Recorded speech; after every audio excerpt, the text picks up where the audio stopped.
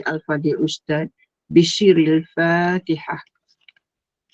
أعوذ بالله من الشيطان الرجيم بسم الله الرحمن الرحيم الحمد لله رب العالمين الرحمن الرحيم مالك يوم الدين إياك نعبد وإياك نستعين اهدنا الصراط المستقيم صراط الذين أنعمت عليهم غير المغضوب عليهم ولا الضالين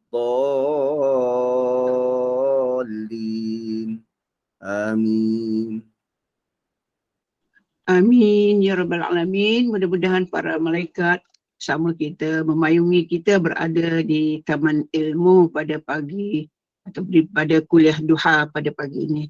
Jadi tanpa melengahkan masa lagi, marilah sama-sama kita bersama dengan Al-Fadhil Ustaz Muhammad Nazri bin Haji Mustaqim untuk tadabbur surah-surah dari surah Al-Baqarah. Dipersilakan. A'udzubillahi minasyaitonirrajim. Bismillahirrahmanirrahim. Alhamdulillahilladzi hadana lihadza wa ma kunna linahtadiya laula an hadanallah. Asyhadu an la ilaha illallah wahdahu la syarikalah wa nashhadu anna sayyidana wa maulana Muhammadan abduhu wa rasuluh. Allahumma salli wa sallim wa barik ala Muhammad wa ala ali Muhammad kama sallaita ala Ibrahim wa ala ali Ibrahim fil alamin innaka Hamidum Majid. Rabbi shrah li sadri wa yassir li amri wa hlul 'uqdatam min lisani yafqahu qawli. Subhanaka la ilma lana illa ma 'allamtana innaka antal alimul hakim. Rabbi yassir wa la tu'assir. Rabbi tammim bil khair ya arhamar rahimin. Assalamualaikum warahmatullahi wabarakatuh. Apa khabar semua, sihat? Alhamdulillah. So sebelum kita mula saya teruja nak berkongsi pada tuan-tuan dan puan-puan sebab saya tengah baca surah Nur. Tengah baca dan belajar surah Nur. Ada satu ayat yang selama ni saya tak faham macam mana ayat tu berfungsi. Tapi tadi saya dengar dan saya rasa seronoknya lah Quran ni. Okey, saya nak kongsi dulu surah Nur sikit je, satu ayat je. Tak sampai satu ayat pun, sikit je. Surah yang ke-24. Surah yang ke-24 kita ialah kita kan orang Jawa. Jadi macam tak faham sangat bahasa Inggeris, kita tukar ke bahasa Melayu. Malay. Dia ayat dia wala ya'tali wa ankihul ayama. Sini. Ni ayat 32. Ayat 32, wa ankihul ayama minkum wassalihina min ibadikum wa imaikum. Dan kahwinkanlah orang-orang bujang, lelaki dan perempuan dari kalangan kamu, dan orang-orang yang soleh dari hamba-hamba kamu, lelaki dan perempuan. Jika mereka miskin, Allah akan berikan kekayaan pada mereka. Ayat 32. Muka surat berapa entah? 354. So, ayat ini, Allah kata kahwinkanlah orang-orang bujang. Kahwinkanlah orang-orang bujang. Lepas tu bila kita baca sekali dan kita duk fikir-fikir sendiri, macam mana nak suruh kahwinkan orang bujang? Pertama, diorang belajar lagi, kadang belum dapat kerja, kan kadang belum matang. Kan? Jadi rupanya ayat ini Allah nak mak bapak tolong prepare anak masing-masing supaya mereka dapat persekitaran yang menjadikan mereka matang dengan cepat. Mak bapak perlu sediakan environment persekitaran yang membolehkan anak-anak boleh berfikir macam orang dewasa dengan cepat. Bukan harapkan bantuan mak bapa umur 20 tahun, 30 tahun, 20 tahun, 30 tahun asyik nak main game. Tak ada rasa tanggungjawab. Tak ada nak tolong kerja-kerja kat rumah. Kan sebab zaman sekarang dia bukan macam saya dulu, bukan macam tuan puan dulu hidup. Dah habis belajar barulah nak cari kerja. Tak, bukan begitu. Sementara belajar, buat sesuatu. Isi masa lapang waktu belajar tu dengan bekerja, cari duit. Kalau boleh, duit iuran sekolah tu biar dia sendiri bayar daripada titik peluh dia. Biar dia dapat experience itu. Supaya dia cepat matang dan cepat ada rasa bertanggungjawab. Sebab dia nak jadi muhsan. Lelaki yang dah berkahwin digelar sebagai muhsan. Muhsan ni apa? Dia mempunyai bukan tembok. Dia mempunyai kubu. Muhsan ni orang yang ada kubu. So lelaki ni, dia perlu ada ciri-ciri orang yang nak protect orang lain.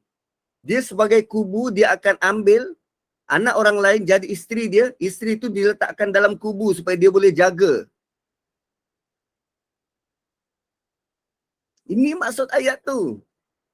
Allah arahkan kita, mak bapak, tolong prepare suasana tu. Masyarakat tolong prepare suasana tu. Jangan spoon feed.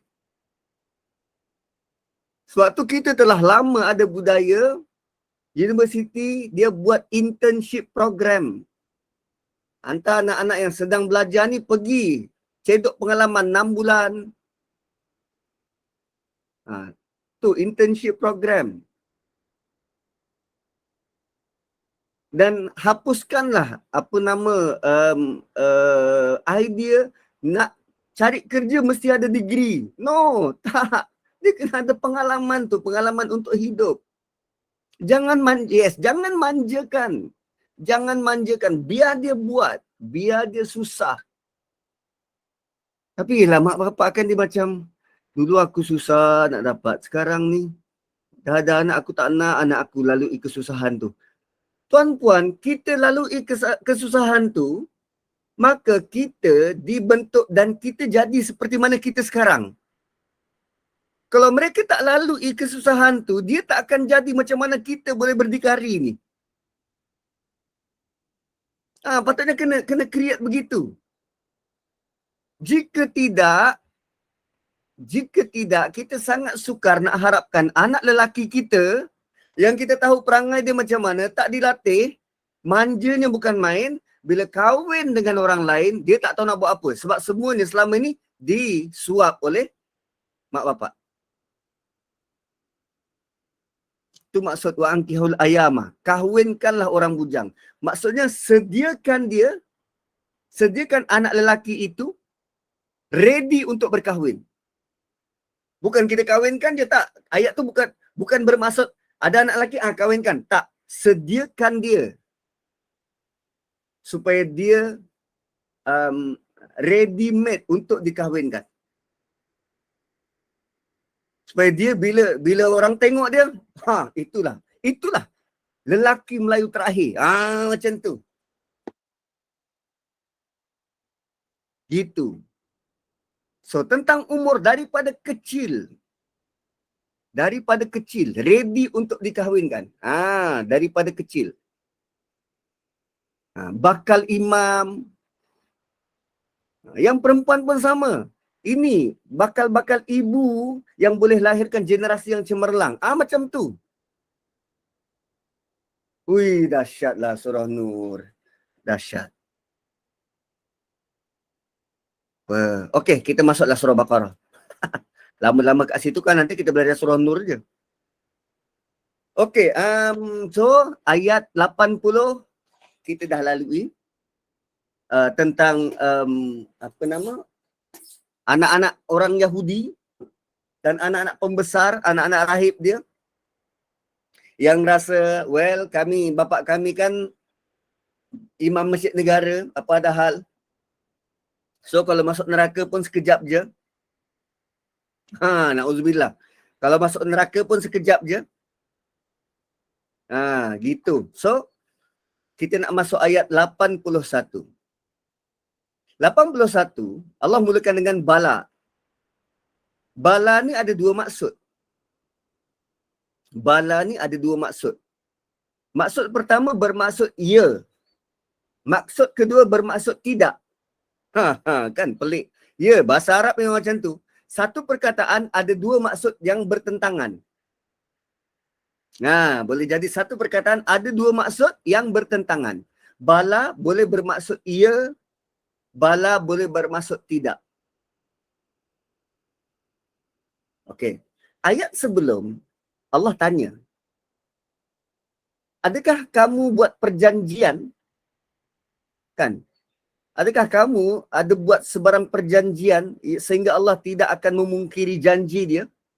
Atau kamu pandai-pandai bercakap tentang Allah sesuatu yang kamu tak tahu? So, ayat selepasnya, kalau kita artikan, ya, bala, ya. Siapa yang buat kejahatan, dia akan diliputi oleh kesalahan tu. Itu jawapan dari Allah. Ya. Siapa yang buat kejahatan, dia pasti akan diliputi dengan kejahatan tu. Maksudnya mengiyakan pernyataan ayat di atas. Kalau dia jawab tidak, bala, berhenti, bala. Tidak, jangan fikir begitu. Jangan fikir yang kamu akan masuk neraka tu sementara je, sekejap je, ayyaman ma'dudat, beberapa hari. No, jangan fikir begitu. No, bala, no. Man kasaba sayyi'ata, siapa yang buat jahat, wa ahaqat bihi khati'ah, dan dia diliputi dengan kejahatan itu. Fa ulaika ashabun nar, maka mereka adalah ahli neraka. Hum fiha khalidun. So ayat 81 adalah ayat yang boleh digunakan secara general. Bala man kasaba sayyi'ah. Siapa yang kasaba. Kasaba ni buat sungguh-sungguh. Kasaba ni buat dengan usaha, dengan upaya, dengan penuh keringat kasaba. Itu maksud kasaba. Dia benar-benar buat. Sayyi'ah. Sayyi'ah ni maksudnya dosa besar. Sayyi'ah ni dosa besar. Dan dosa terbesar ialah syirik pada Allah. Dosa terbesar ialah syirik pada Allah. So, siapa yang sungguh-sungguh buat dosa? Dosa-dosa yang besar ni. Minum arak, kan, mengumpat. Tuan-tuan, mengumpat tu dosa besar tau. Sebab kita nak mengumpat, kita kena ada modal. Kan? Kasawah tu buat sungguh-sungguh. Nak mengumpat tu sungguh-sungguh lah. Kena ada modal. Modalnya apa? Minum petang. Suasana rumah yang kondusif. Kadang pasang aircon. Sungguh-sungguh buat. Lepas tu dia kena ada cerita-cerita yang menarik. Sebelum dia mengumpat tu dia kena Google dulu maklumat. Buat poin. Poin pertama, poin kedua, poin ketiga. Berlatih dulu depan cermin. Kan nanti Kiyah datang, senang sikit aku nak apa berhujah depan dia. Yes, screenshot, ada bukti, ada bukti. Banyak kasabah, banyak. Itu yang biasa kita buat lah. Yang minum arak, dosa minum arak kena beli arak tu. Setin kalau Carlsberg tu RM17. 100 plus baru RM1.20. Setin RM17 bersama teks. Kalau dekat Labuan ke dekat Langkawi RM12. Mahal. Kalau sebotol JD tu, Jack Daniel, 120. Mahal. Lepas tu kena pergi. Kedai tu mana boleh ada dekat kedai-kedai biasa ni? Tak. Dia kena jalan Telawi tu. Itu belum wine. Itu baru yang biasa-biasa, kencing syaitan yang biasa. Kalau kencing syaitan yang wine, jenis wine macam tu, yang kayangan tu lain. Dikencing syaitan je kan. So, Kasabah ni sungguh-sungguh. Dia bekerja setiap bulan kumpul duit semata-mata nak merayakan happy dia tu dengan beli arak. Tu kasabah. Champagne, kasabah sayi'ah. Sungguh-sungguh. Dan sebab nak buat jahat ni, dia bukan percuma. Dia kena ada usaha tu. Usaha sungguh-sungguh. Itu satu part. Part yang kedua, wa ahatat bihi. Dan dosa itu meliputi dia. Dia tak boleh keluar dari situ. Dosa itu sudah menyelubungi dia. Dia sudah terkenal dengan qiyah propa. Saya minta maaf kalau ada siapa-siapa yang nama Nurkiyah ke Rokiah ke, minta maaf. Itu tak ada kaitan dengan yang hidup atau yang mati. Nazri propa, dah terkenal dengan nama Nazri propa. Kau kalau nak dapat gosip baru, kau tanya Nazri. Wa ahatat bihi. Dosa tu sudah meliputi dia, dia tak boleh keluar. Dia dah tenggelam dengan kesalahan tu. Maka malah dia bangga. Tengok, kau kalau tengok, kalau aku tak ada, kau tak tahu kan benda ni. Dia bangga. Wa ahatat bihi khati'ah. Jadi tokan pula. Kan macam pengedar dadah tu. Dia bagi dadah pada orang lain, dia mengedar. Dia seronok. Wa ahatat bihi khati'ah. Kesalahan-kesalahan itu sudah meliputi dia. Kalau tadi sayi'ah, dia buat dosa besar, kemudian dia diliputi oleh kesalahan-kesalahan sampingan yang kecil-kecil, khati'atuhu, kesalahan dia. Fa'ulaika ashabun nar. Mereka itu ahli neraka. Meliputi, dia tak boleh keluar daripada dia. Dia dah tak boleh berhenti. Dan yang membahayakan lagi ialah dia dah biasa buat benda tu sehingga hilang rasa bersalah. Bila dah hilang rasa bersalah, lama kelamaan dia akan tambah koleksi dosa dia. Dia tambah koleksi dosa dia. Asal dia minum arak, dah mabuk-mabuk, berzina. Dah berzina, mengandung, bunuh kandungan. Lepas satu lagi. Lepas satu lagi. Kan parabola kau kecil sangat. Gitu. Aku pakai besar punya. Aku banyak mata-mata tau. Macam-macam. Bala man kasaba sayyi'ata wa ahatat bihi khati'ah. Sebab orang dekat atas tu, kan ayat 80, dia sebut tentang, kalau kami masuk neraka pun sekejap je. Oh, no. Kalau kamu dah tenggelam dengan dosa itu, sehingga tak boleh keluar daripadanya, fa'ulaika ashabun nar. Mereka itu adalah ahli neraka. Hum fiha khalidun.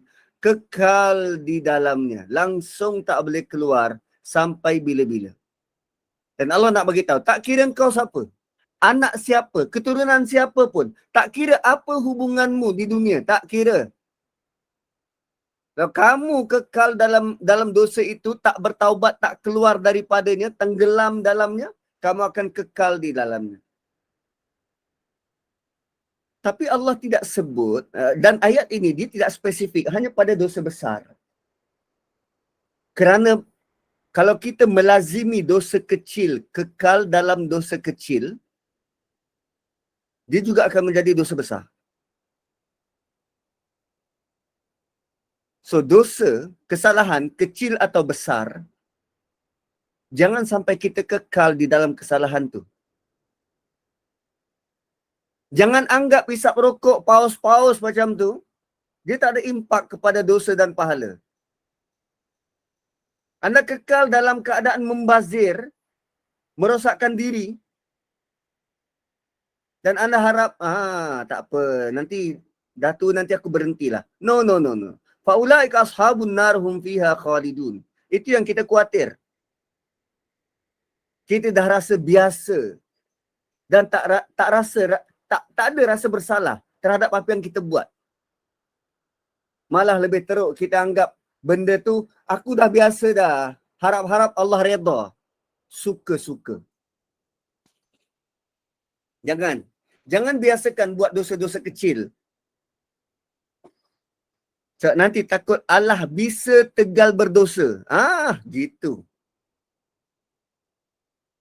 Faulaika ashabun nar hum fiha khalidun.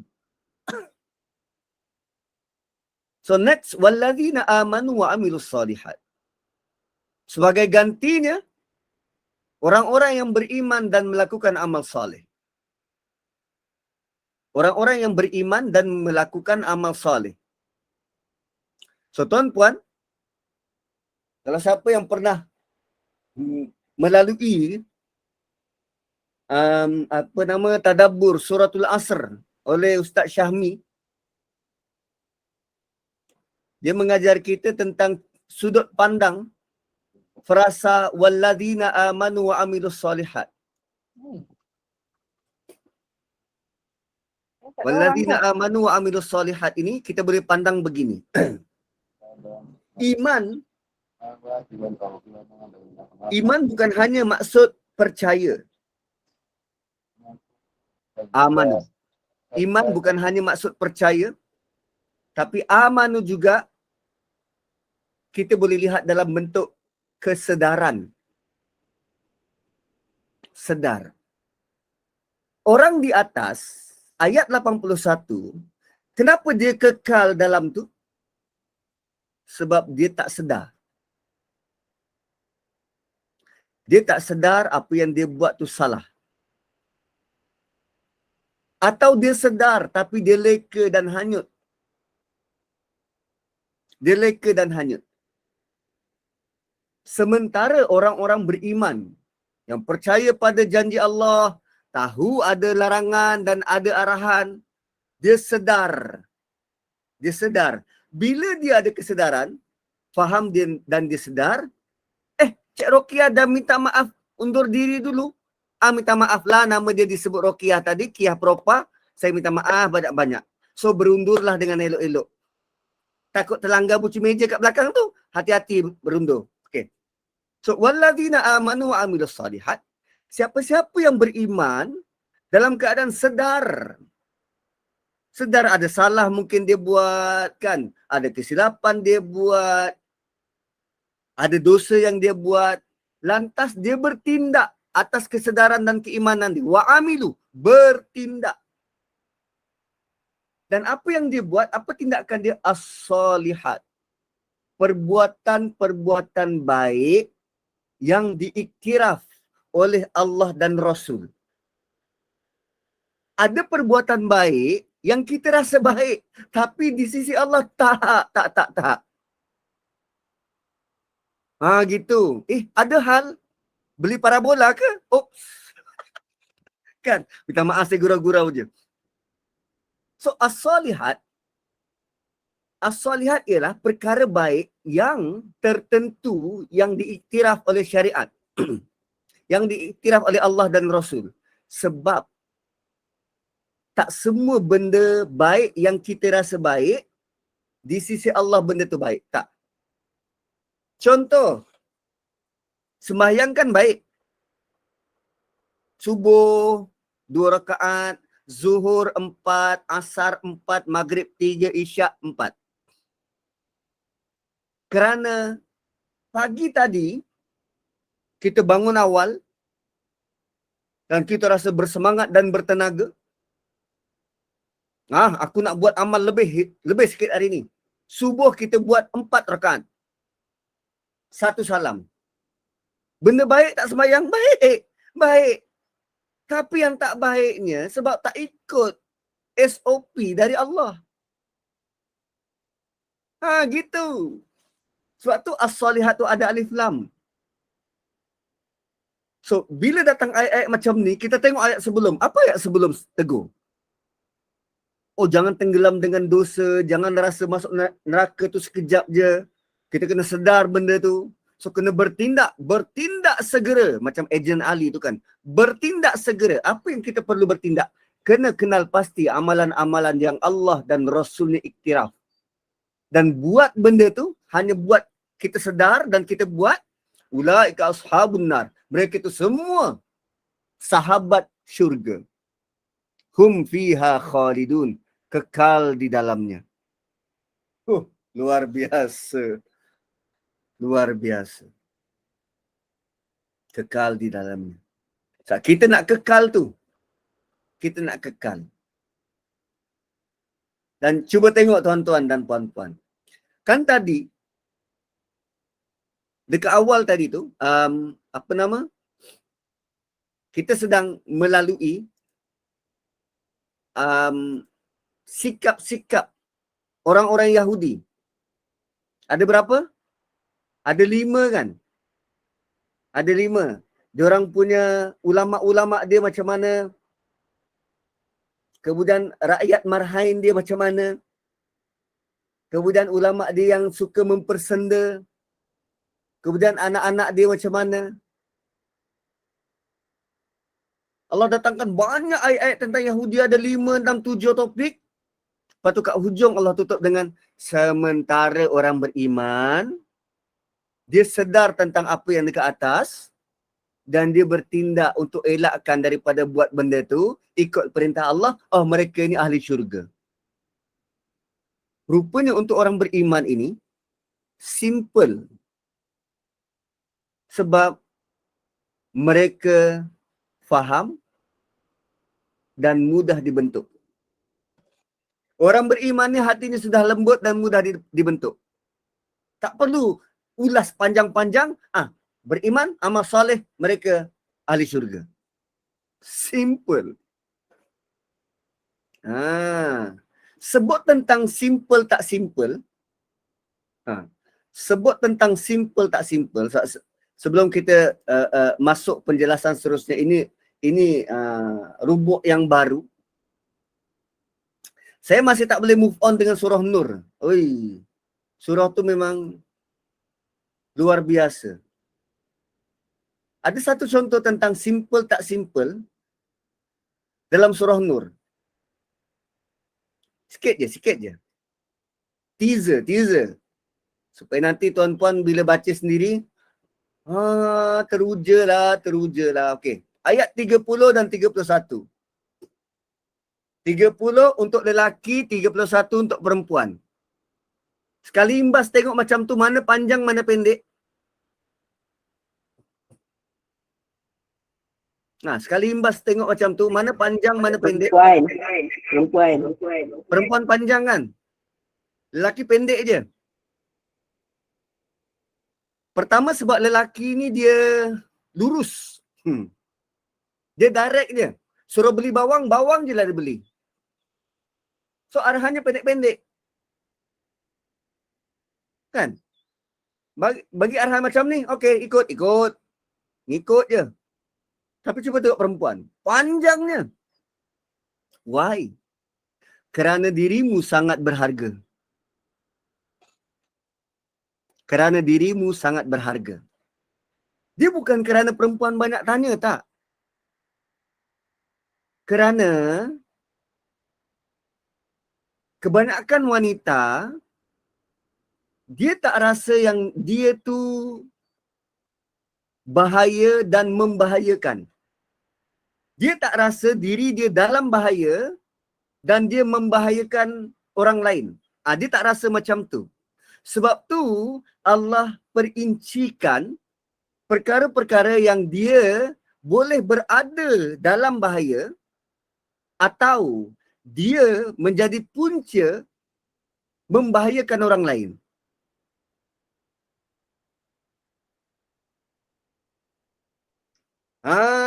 Begitu. Puan-puan, tahukah anda, katalah ada beberapa lelaki sedang borak-borak dekat restoran.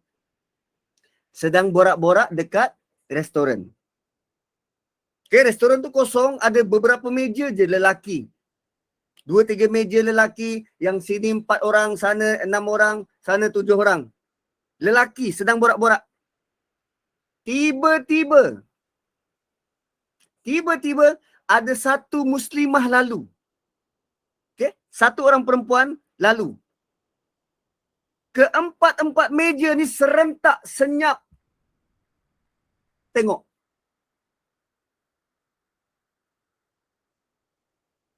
Keempat-empat meja ni serentak senyap.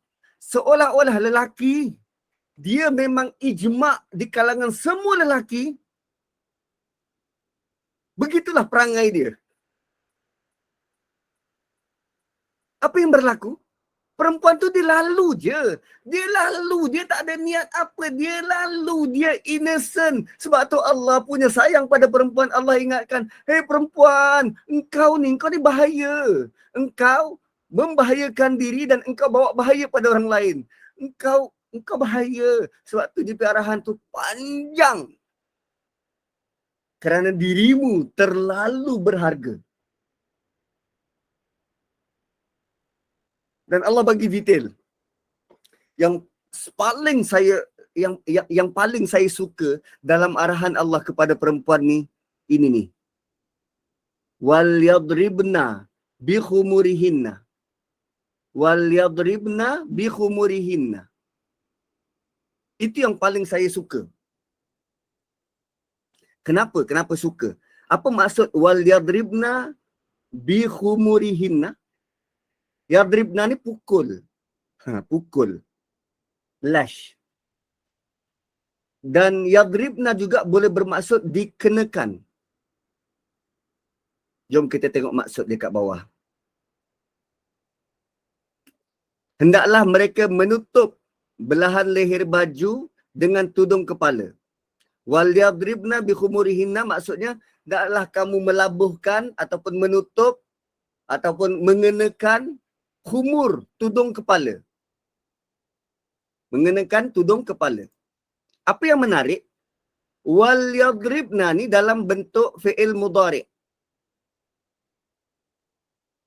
Fi'il mudhari'. So fi'il mudhari' ni sentiasa. Continuous. Continuous. Perasan tak? Ada perempuan yang sekali sarung je. Tudung tu sekali sarung je dah terletak cantik dia. Dia tak payah ubah apa-apa. Sekali sarung. Tapi ada perempuan yang bila dia sarung sengit lah. Itulah kejap-kejap dia betulkan lah. Kejap-kejap. Kan? Ingat aku tak perhati ke? Lagi-lagi kalau dia banyak anak. Dengan situ, dengan sini. Kadang sengit-bengit, sengit-sengit. Kejap-kejap betulkan. Kejap-kejap betulkan. Kejap terkeluarlah dia punya rambut tu masuk-masuk macam tu. Tercabut lah. Macam-macam. So, setiap kali anda betulkan tudung, anda sedang melaksanakan perintah Allah. Setiap kali anda sedang betulkan tudung, anda sedang beribadah melaksanakan perintah Allah. Luar biasa. Luar biasa. Wal yadribna bi khumurihinna. So jangan pernah penat nak betulkan tudung, anda sedang melaksanakan perintah Allah. Ui, itu nilai berharga macam mana tu? Luar biasa. Sebab tentang pakai tudung, tentang menutup ini bukan arahan lelaki, bukan arahan suami. Ini Allah nak perempuan berpakaian begitu. Yes, bukan sekadar dapat pahala, anda sedang melaksanakan perintah Allah. Ui, dahsyat. Betulkan tudung je. Sedang buat apa yang Allah suruh. Ui, gila. Dahlah tak solat tu kerana Allah suruh, betulkan tudung Allah suruh. Part mana lagi yang menjadi satu kemustahilan kepada perempuan untuk tak masuk syurga? part mana sebenarnya? Patutnya pintu syurga tu dah memang terbuka dah untuk perempuan.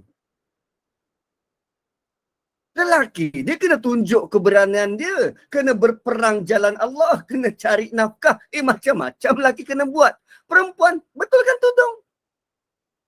Ini hamba-Ku yang taat sebab dia ikut perintah aku. Boh.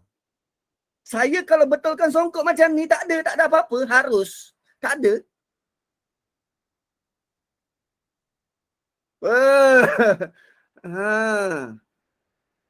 Tu yang nak kena fikir-fikir baliklah, nak tukar ke tak jantina ni macam mana dah. Kan? Aduh. Dahsyat kan? Tu surah Nur ni memang tak boleh move on lah. Lain macam lah. Kena tengok songkok ke? Aduh. So, kita nak masuk ayat 83. Ayat 83 ni adalah jenis Yahudi yang hidup zaman Nabi. Yahudi sekarang yang hidup zaman Nabi, apa bentuk perangai buruk diorang? Basically mereka masih lagi ikut perangai buruk nenek moyang mereka. Masih ada. Dan mereka mewarisi itu dan Allah akan highlight pula. Apa perangai buruk Yahudi semasa?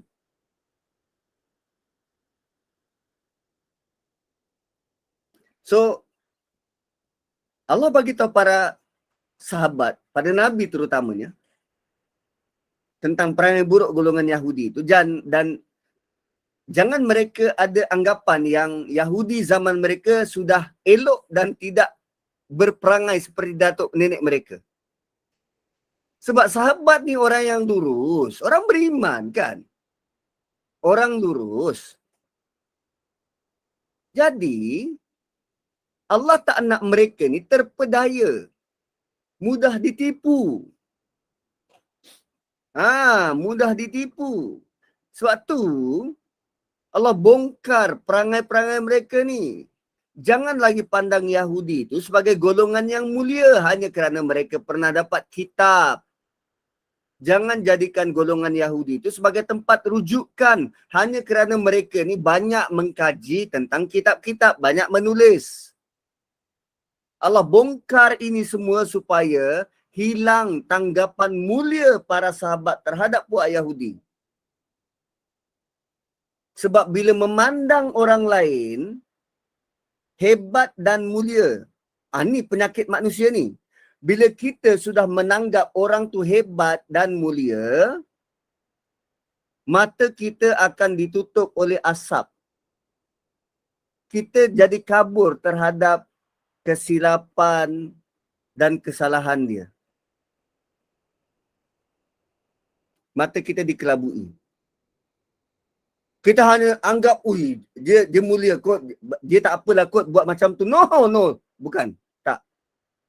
Allah nak kita dealing dengan manusia sama.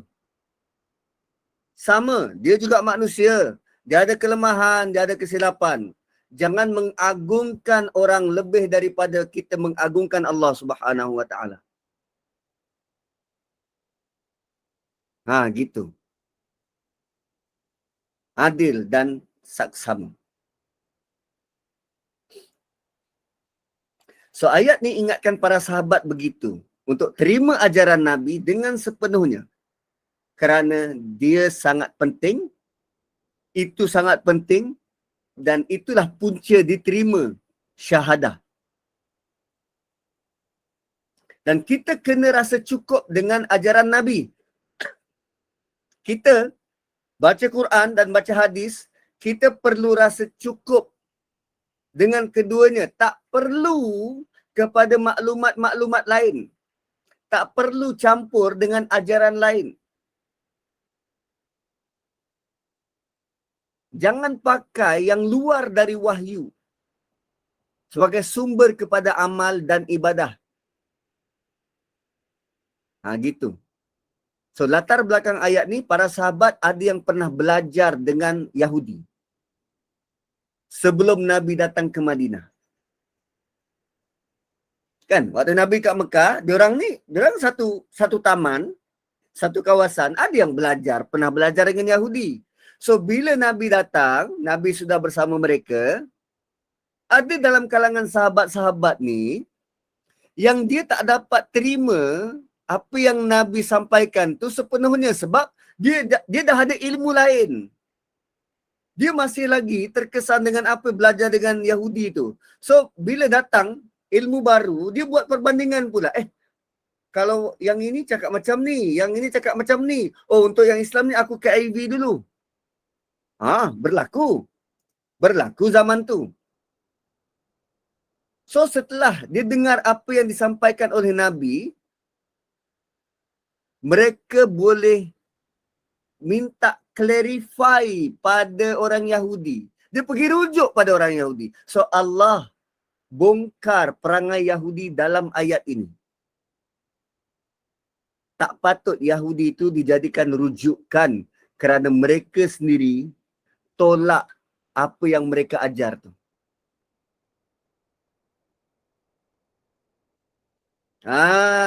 So ayat ni untuk para sahabat waktu tu. Untuk kita,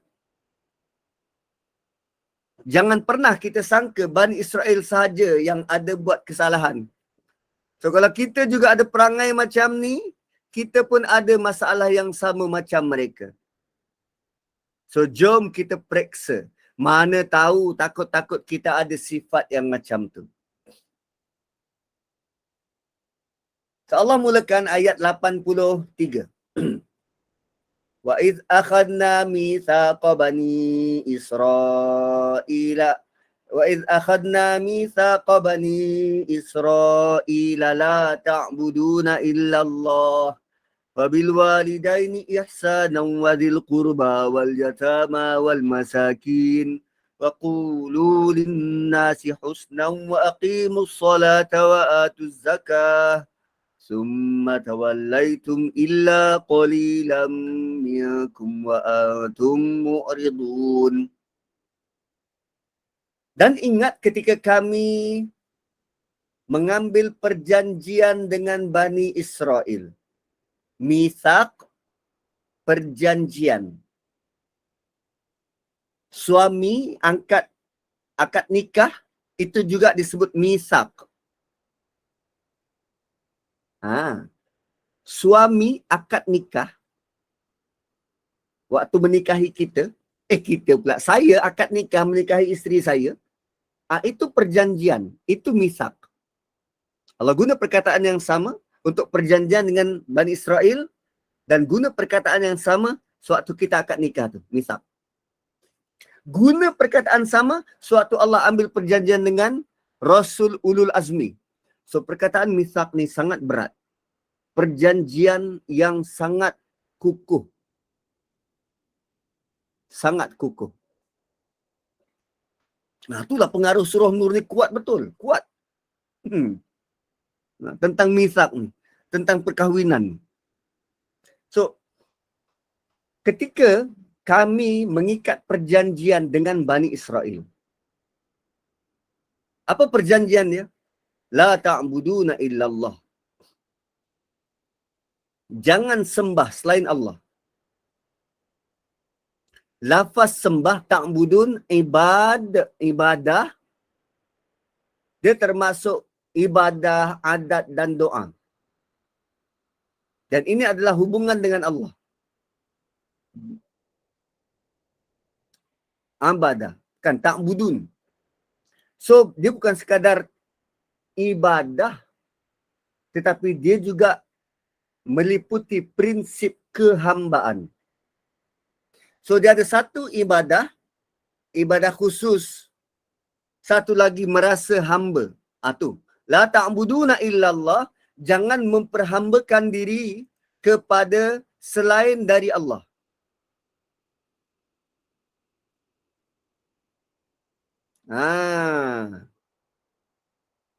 So kalau sembah Allah, jangan buat amalan syirik. Jangan buat amalan syirik.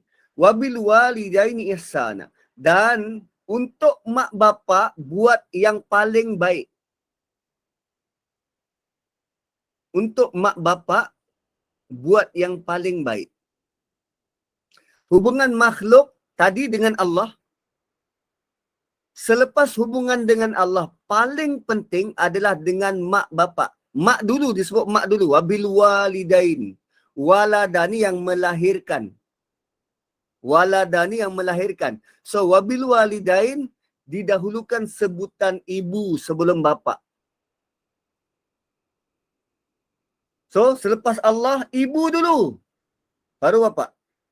Dan kedua-duanya, bentuk apa nama? Bentuk hubungan tu ihsanan. Ihsanan maksudnya buat baik lebih dari yang sepatutnya.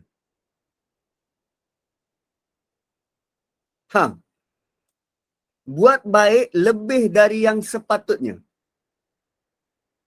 Macam mana nak bagi tahu pada anak? Kepada mak bapak, kita kena buat baik lebih dari yang sepatutnya. Buat sebelum diarah. Itu lebih baik dari sepatutnya. Buat selepas diarah. Itu sepatutnya. Buat dono selepas diarah. Itu hancur. Kan?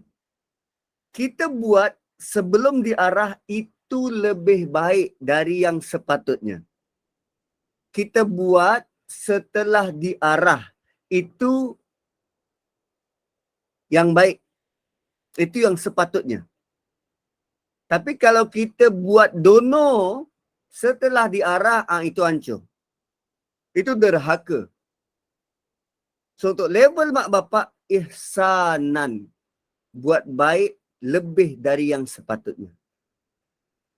Kemudian apa lagi? Wadil qurba. Ini hubungan ni. Wadil qurba wal yatama wal masakin wa qulu linnasi husna. Dan kepada kerabat, kepada anak yatim, kepada orang miskin dan untuk manusia yang lain, bercakaplah dengan mereka dengan baik, husnan. Tadi untuk mak bapak ihsanan. Buat baik lebih dari yang sepatutnya. Husnan buat baik.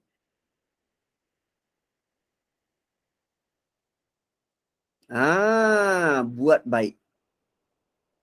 Cumanya masyarakat kita, dia tak bina hubungan yang baik dengan mak bapak. Dia tak bina, tak berusaha untuk bina hubungan yang baik ni dengan mak bapak. Ya, kita mungkin buat. Tapi di tempat lain, Zimbabwe sana. Ada yang langsung tak bertegur siapa. Balik kampung pun tak. Dia buat tak endah je. Kalau dengan jiran sebelah, kena pula jiran sebelah tu janda. Baiknya. Tapi mak bapak kat kampung terbiar.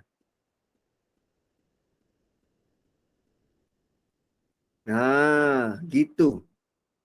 Sebab detailnya nanti dalam surah Isra'. Kenapa dia tak berbuat baik? Mungkin waktu kecil dulu ada benda yang dia terasa hati ke apa ke. Itu detail dalam surah Isra'. Kalau sampai ke tahap Allah sebut, Allah tahu apa yang ada dalam hati kau. Allah tahu apa yang kau deritai. Tapi untuk mak bapak, buatlah yang paling baik. Regardless apa yang mereka pernah buat pada engkau, buat baik. Ini arahan direct dari Allah. Arahan langsung dari Allah. Wadil qurba, bukan hanya pada mak bapak, kepada kerabat, ahli keluarga terdekat, jiran terdekat, satu ofis, satu taman, buat baik.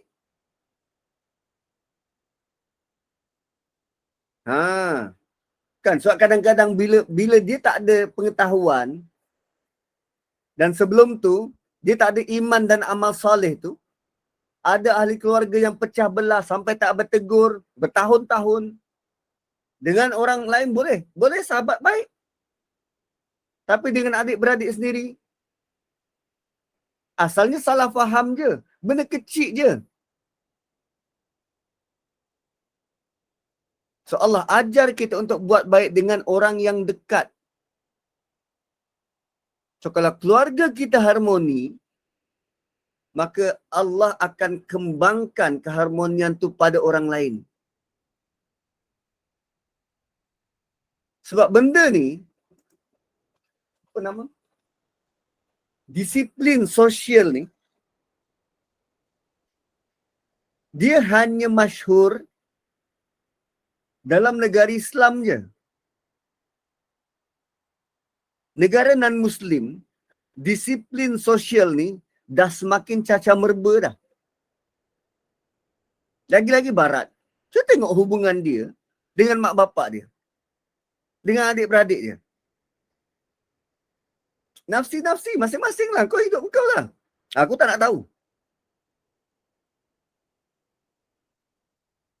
Dan adakah arahan ini hanya pada orang beriman? Tak. Pada semua manusia. Buat baik pada mak bapak ni pada semua manusia. Wadil qurba pada semua manusia. So kita bukan hanya melihat kita, tapi macam mana kita boleh encourage others untuk buat. Wadil qurba, wal yatama. Wal yatama, kita disuruh buat baik pada anak yatim. So anak yatim ni anak yang belum balik, bukan bapaknya nama yatim. Anak yang belum balik, yang kehilangan ayah. Kalau kehilangan ibu sahaja, dia digelar aji. Aji. Dalam bahasa Melayu dipanggil piatu. Kalau hilang dua-dua, dia digelar latim. Latim. Latim. Bukan yatim, latim. So dalam bahasa Melayu kita gelar yatim piatu. So yatama ni anak yatim yang belum balik, yang kehilangan ayah. Kehilangan ayah. Kehilangan ibu sebab bapak dia ada. Jangan risau, bapak dia jaga. Tu ar-rijal qawwam. Lelaki tu qawwam, tempat bergantung. Bila hilang tempat bergantung, kita kena bantu mereka ni sebab mereka tak ada tempat bergantung walaupun ada ibu.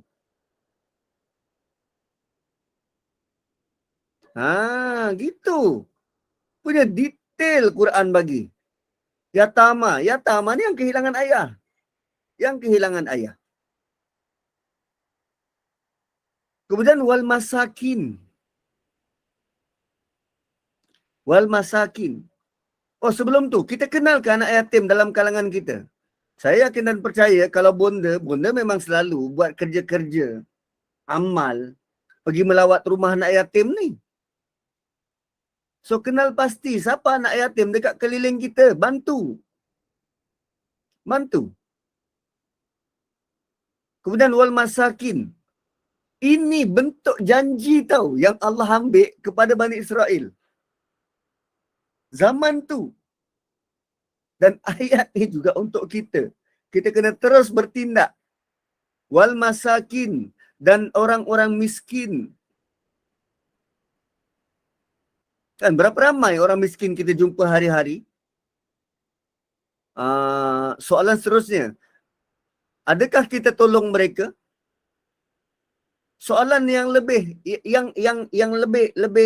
afdal, lebih penting. Adakah kita kenal mereka? So kalau tak kenal, macam mana nak bantu? Sebab tu hidup ni perlu bermasyarakat. Jangan duduk kat rumah je. Kenallah, berkenalan dengan orang luar.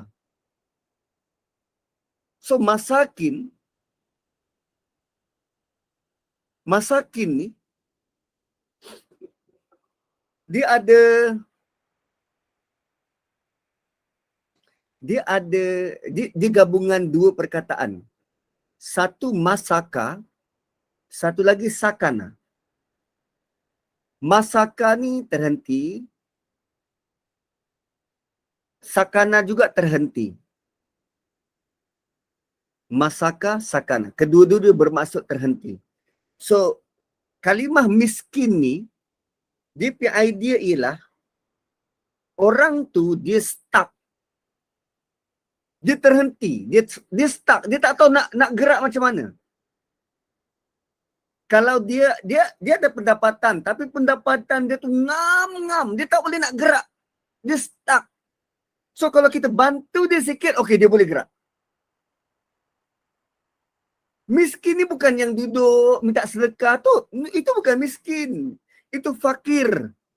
Dia langsung tak boleh buat apa. Yang miskin ni, dia stuck. Dan sangat banyak miskin bandar. Kan nak pergi kerja. Tapi alamak, duit motor aku tak cukup lah. Duit motor aku tak cukup, macam mana ni? Macam mana ni? Duit motor tak cukup.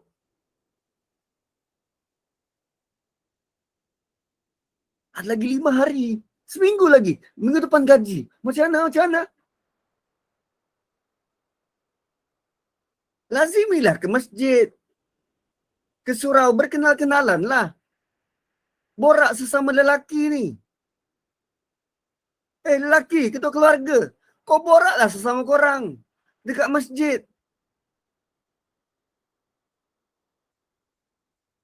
Kan baru kenal.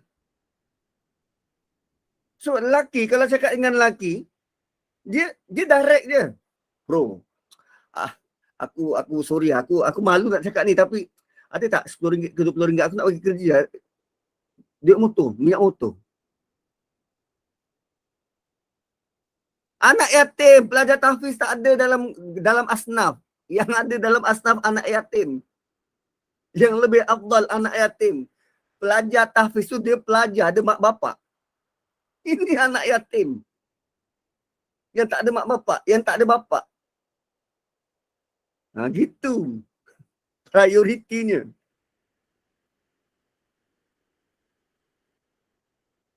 So, kalau dalam pelajar tahfiz tu dia ada Ibnu Sabil.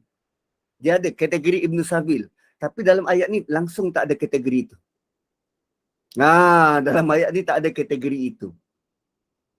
So, wal yatama wal masakin. Selain daripada kerabat kita, ada dua golongan yang kita kena monitor, kena ada dalam diri kita, dalam diary harian kita, kita kena cuba usaha bantu setiap hari. Yatim, miskin, yatim, miskin, yatim, miskin. Ramai, ya, memang ramai orang miskin, tapi ramai yang malu. Masaka sakana dia seorang-seorang hadapi. Dia seorang-seorang hadapi. So kalau kita tak bantu, macam mana dia nak keluar daripada stuck tu? Masaka sakana.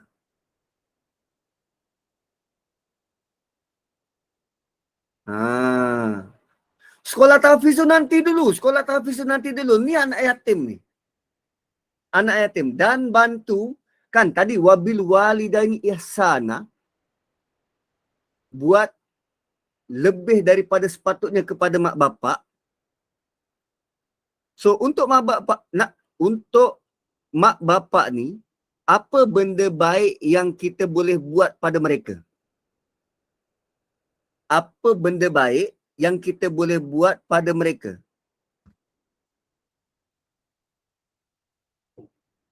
Doakan je. Berbakti. Okey, listkan apa benda baik yang kita boleh buat pada mak bapak. Ni kena buat periksa ni. Kena buat periksa. Tuliskan apa nama dalam dekat kertas A4 150 patah perkataan. Buat baik pada mak bapak. Doakan, berbakti, taat, buat mak ayah gembira, ziarah selalu, jaga ubat, beli suplemen. Lagi? Baru 6. sentiasa ziarah, sama yang macam ke atas.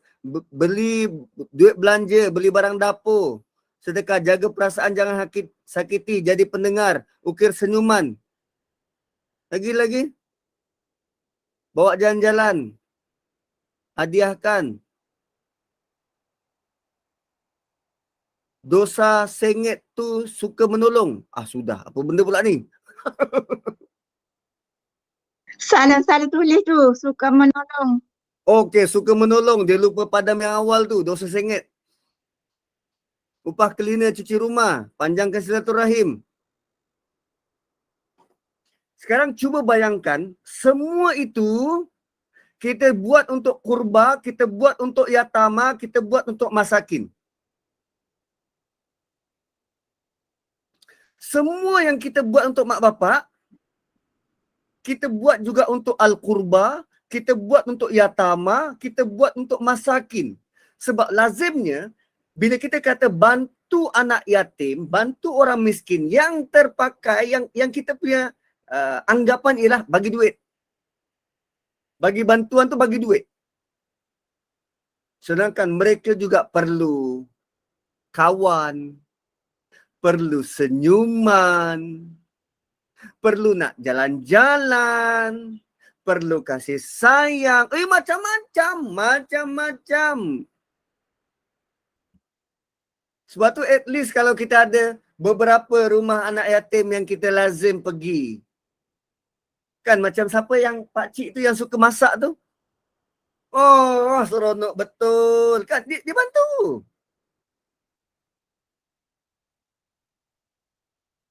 Kalau kat masjid, imam kata okey, siapa-siapa yang ada yang terdesak sangat, bolehlah datang masjid. Jom. Datang masjid lah, terdesak sangat. Masjid boleh dahulukan. Yatama masakin.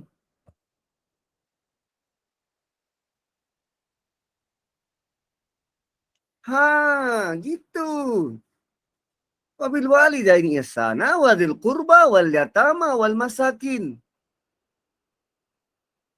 Cuma dia ada satu benda. Tu yang masuk surah Nur lagi ni. Dia ada satu benda. Kita tak akan dapat buat ini semua kalau molekul utama iaitu hubungan suami isteri tidak benar-benar kukuh. Kita tak akan dapat buat ni semua. Sebab tu misak, perjanjian suami isteri tu, dia kena benar-benar kukuh. Suami dan isteri sangat memahami. Dia boleh buat kebaikan pada mak bapak. Dia bantu ahli keluarga yang terdekat. Bantu anak yatim, bantu orang miskin dengan sangat rasa bahagia. Dia berpunca pada ni, molekul paling utama. Pasangan suami isteri.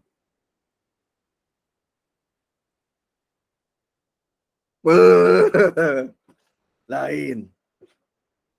Sebab impak dia berbeza. Ada yang isteri je yang pergi bagi bantuan. Suami cari duit. Ada. Itu hubungan lah tu. Suami dia cari duit, isteri nak pergi bantu. Dia bagi. Berapa banyak pun bagi. So, kalau tak ada bantuan ni, lama-lama dia akan exhausted, penat. Dan bila dia penat, salah seorang penat, dia tak ada tempat untuk dia recharge balik.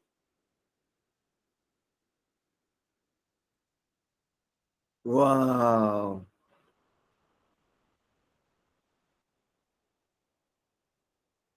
Saya menggambarkan hubungan suami isteri ni macam ikatan kimia H2O.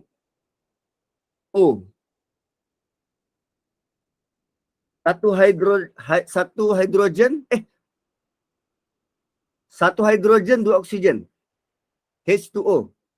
Macam air kan, H2O. Satu hidrogen, dua oksigen. Ikatan dia tu kan kuat.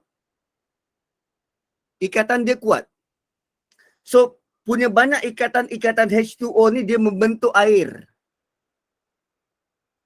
Saking banyaknya, 2 hidrogen dan oksigen. Okay. Punya banyak ikatan-ikatan ini, hidrogen dan oksigen ni, akhirnya dia membentuk, gabungan kesemuanya membentuk air. Dan air tu boleh bawa manfaat kepada banyak manusia. Sebab kalau tak ada salah satu, dia tak akan jadi air. Okay? Kalau tak ada salah satu, dia tak akan jadi air. So, cuba tengok, ikatan hidrogen dan oksigen ni kan sangat kuat. Walaupun dia bercampur dengan ikatan lain, dia tetap pasangan dia tu. Walaupun dia bercampur dengan oksigen hidrogen lain, dia tetap dengan ikatan dia. Kan? Dia tak ada hidrogen ni, saya tak sukalah oksigen yang ni lah, saya nak pergi yang sana. Takkan berlaku. Sebab dia akan dengan pasangan dia. Cuba bayangkan setiap suami isteri, bila dah kahwin, suami akan goda isteri, isteri akan goda suami, suami manja dengan isteri, isteri akan manja dengan suami dia sendiri. Bukan cari perhatian lelaki lain, suami cari perhatian perempuan lain. Dia akan tetap padu. So isteri, godalah suami awak. Suami, godalah isteri awak. Jangan pernah perhatian kita terjatuh pada perempuan lain. Sedangkan kita dah ada yang halal. Godalah dia.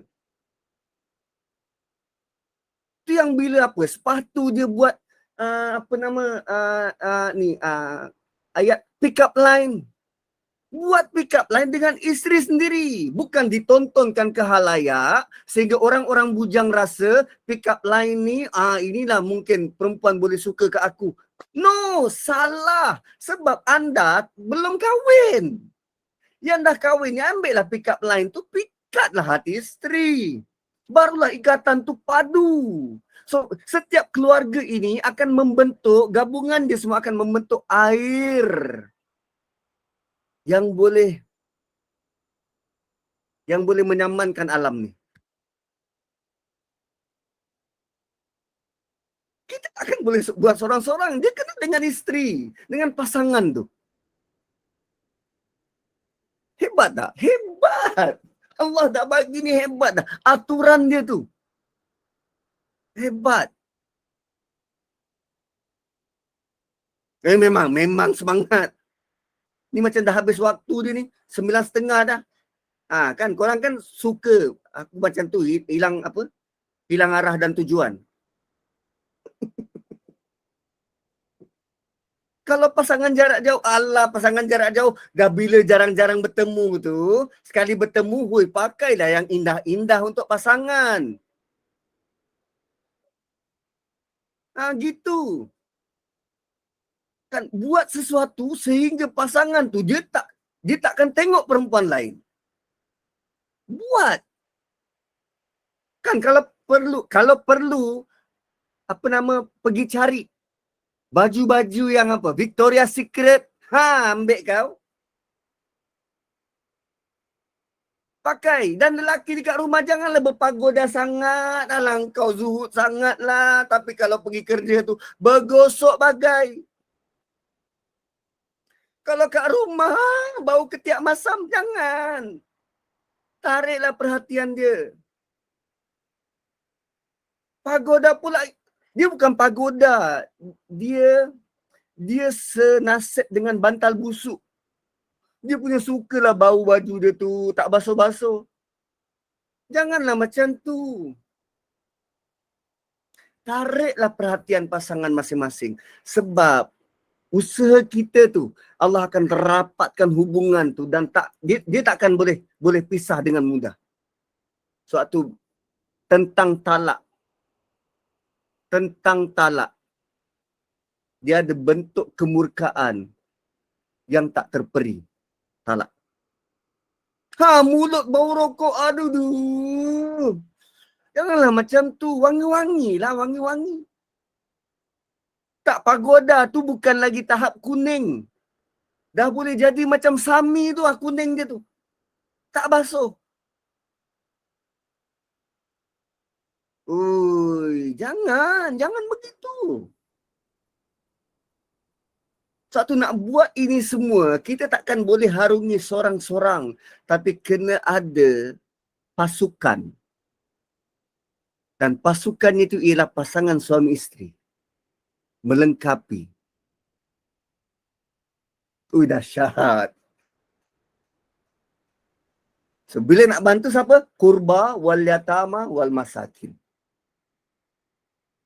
Anak yatim, orang miskin, kita kena bantu bukan hanya wang ringgit. Tapi bantulah emosinya, inteleknya, spiritualnya, dan fizikalnya. 4 tu.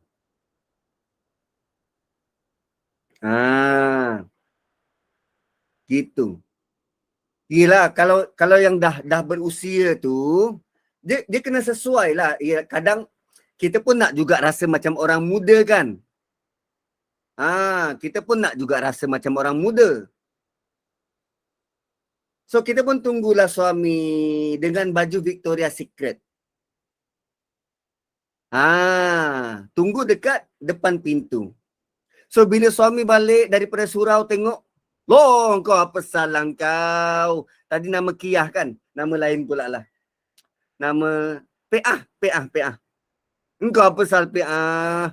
Ya abang ni, saya baru nak romantik. Yelah kalau nak romantik tu pun boleh. Bukan tak boleh. Streka lah dulu baju tu. Yelah dah banyak kedut. Dia suruh streka. Awak ni.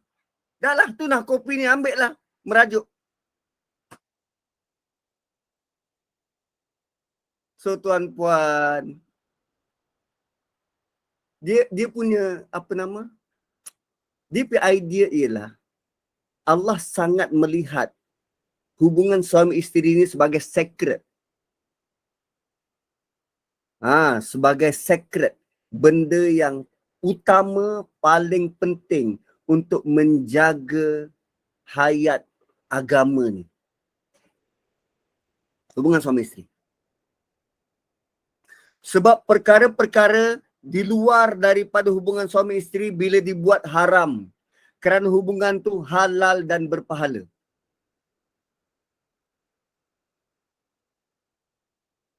Bila dibuat sebelum berkahwin haram. Pegang tangan perempuan lain haram. Nak tengok merenung perempuan lain haram. Lagi kalau cium dan bercumbu haram. Tapi bila dah kahwin semuanya Allah unlock. Allah buka kunci dia. Halal. Malah kalau tak buat, dia boleh merenggangkan ikatan tu. Syaitan boleh masuk campur. Dan bila berpisah, Allah cukup tak suka. Sebab kau tak usaha. Kau tak benar-benar usaha untuk mengukuhkan ikatan. Ya, benar. Cerai itu dibenarkan. Tapi bagaimana usahamu? Usaha kamu berdua untuk mempertahankannya. Tak tu dia ada lapisan demi lapisan. Kena lalu ahli suluh. Kena jumpa kedua pihak. Berunding lagi dan berunding. Kemudian dia ada tempoh iddah. Banyak Allah buat ruang-ruang prevention. Supaya ikatan tu kekal. Kerana ikatan tu begitu berharga. Yes, usaha kena dua-dua lah. Mana boleh sebelah je. Sama macam kita main jongkang-jongkit. Jongkang-jongkit kan kena dua-dua, bukan sebelah je. Kena dua-dua faham. Kena dua-dua nampak matlamat tu. Yes. Kalau kahwin dengan usaha sendiri, banyak kali juga fikir.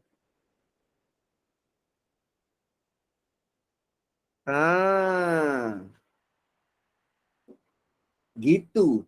Tapi kalau sebelah pihak je usaha dan takdirnya perceraian, maka hadapilah dengan tenang tanpa memburukkan mana-mana pihak. Nah, Allah nak tengok pula respon kita. Kalau aku takdirkan kau bercerai, kau nak buat macam mana? Respon kita tu, jangan burukkan pihak sana, bayar apa yang berhutang, tutup aib kedua-dua belah pihak, jangan ungkit. Gitu. Tak banyak kes perceraian sebab kita tak sediakan lelaki itu cukup matang. Kita hanya sediakan satu pihak. Mungkin perempuan saja yang matang, lelaki tak matang, atau lelaki matang, perempuan tak matang, atau dua-dua tak matang.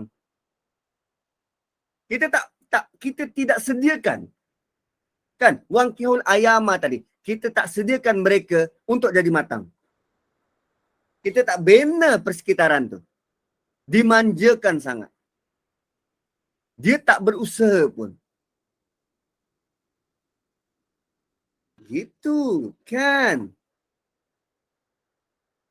So next, waqulu linnasi husna wa aqimus salat. Dah pukul berapa dah ni? 9:30 dah. Okeylah, last. Waqulu linnasi husna, dan berkatalah baik kepada manusia. Berkata baik kepada manusia dan cuba tengok wa aqimus salat, dan dirikan solat.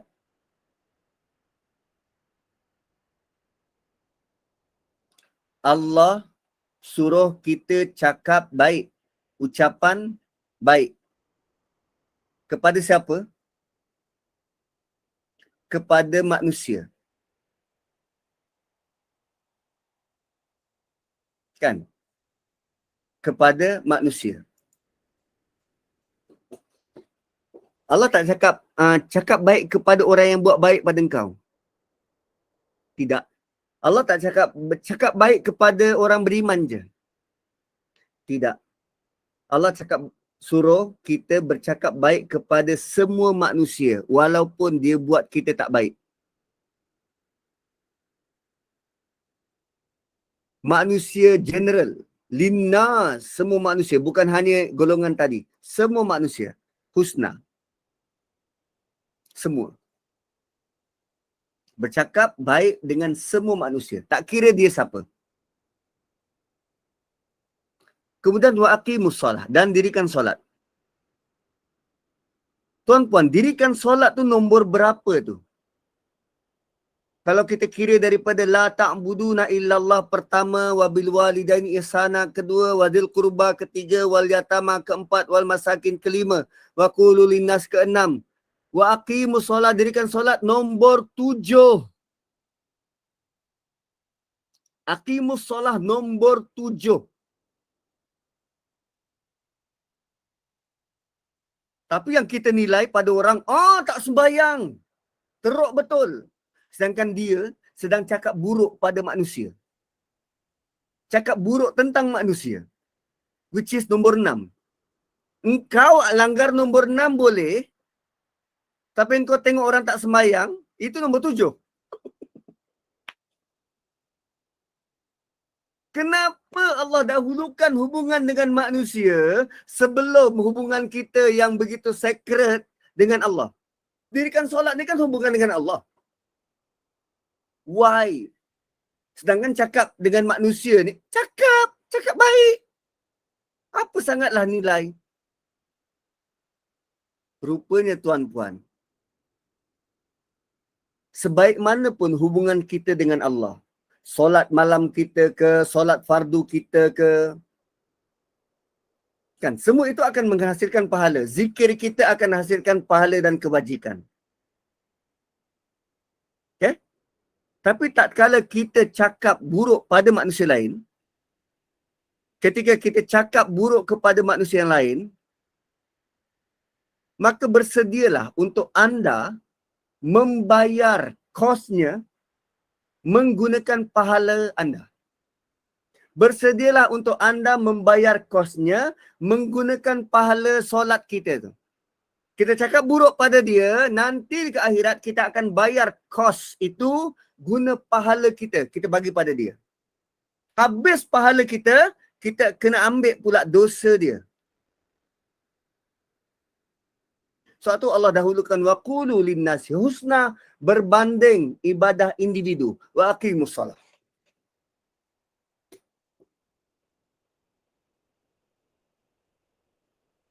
Wah.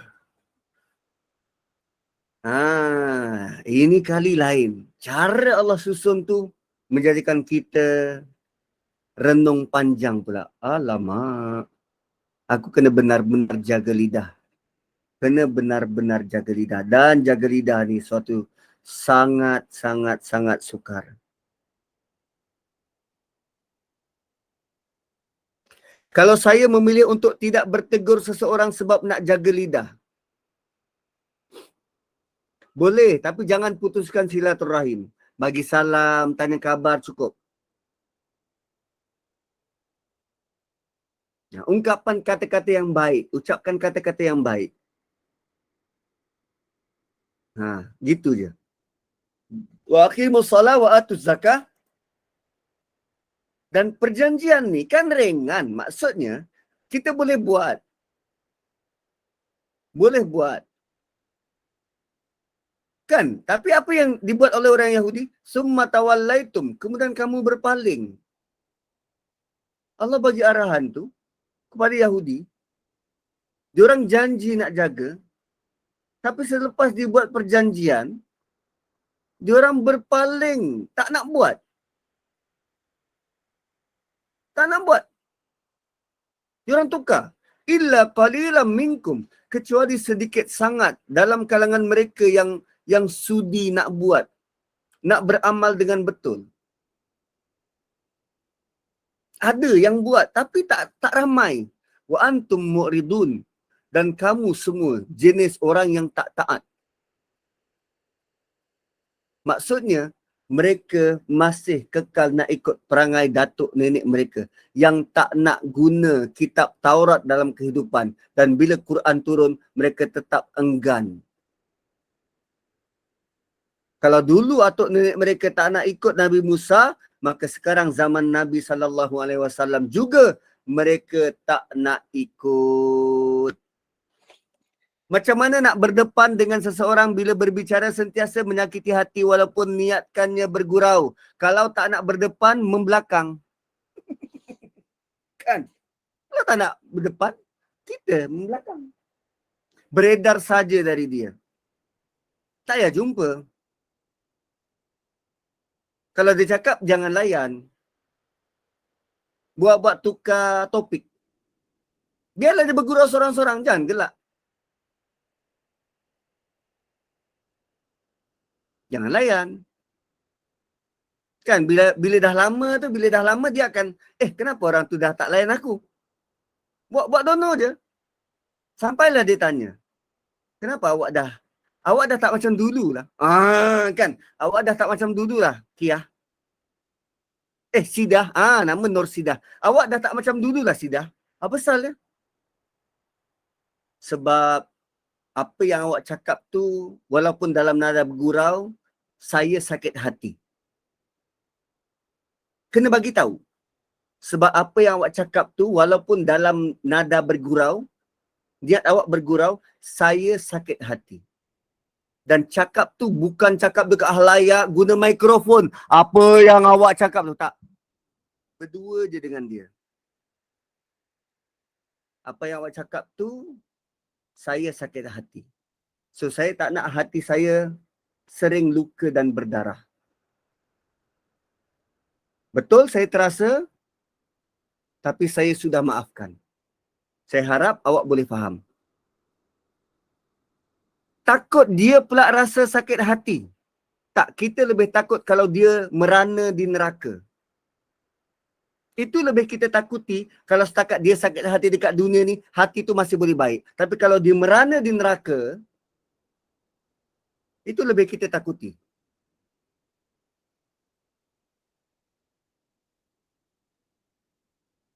Biar sampai dia yang tanya. Berdua. Dan kalau dia tak sedar, moga-moga dia bertaubat. Itu je. Gurauan awak terlalu ekstrim untuk telinga saya. Gitu. berterus terang lebih baik. Ya. So kalau dia tak tanya, kita diam je lah. Diam. So kalau kita yang pergi approach dia, dia akan rasa kita menyerang dia. Yes, walaupun menyinggung perasaan dia. Habis dia singgung kita, boleh. Takkan kita singgung dia, tak boleh. Bayangkan bila kita singgung perasaan dia, dia berubah dan bertaubat. Kan lebih indah. Nah, kalau tak sanggup, dah jangan layan. Cari kawan lain. Cari kawan dekat New Zealand ke, dekat Jepun ke. Dia jiran kita, Ustaz, tak apalah. Kita keluar waktu dia tak keluar. Waktu dia keluar, kita masuk dalam rumah. Kan? Kawan kat London pun boleh. Kan ada kawan kita, Farhana tu. Nak minta pinggan korel, belikan 1 kontena pun boleh.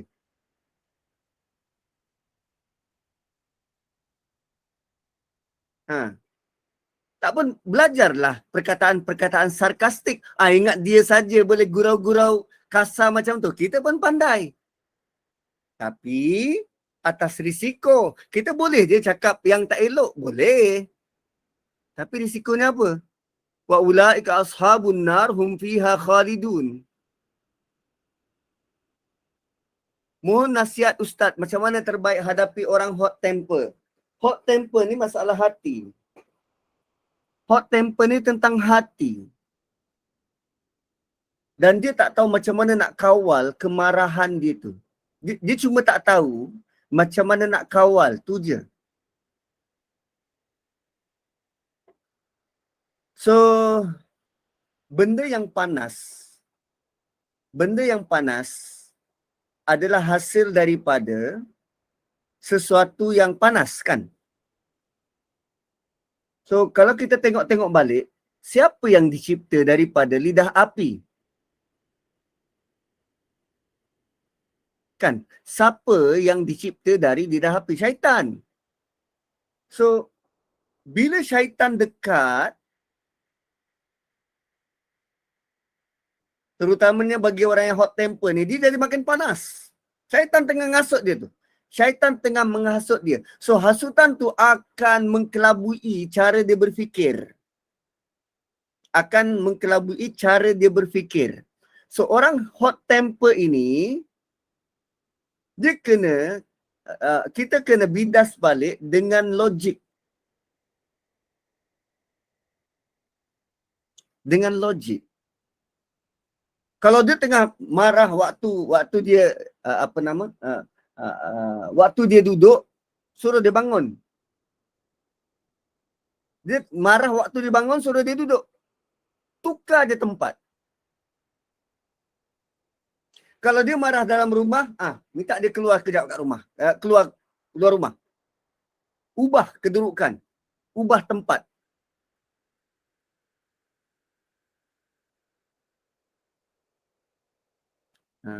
Memang orang marah memang tak boleh disuruh-suruh. Tapi waktu dia tak marah, ingatkan berkali-kali. Abang, kalau abang marah nanti, abang cuba ubah tempat, bang.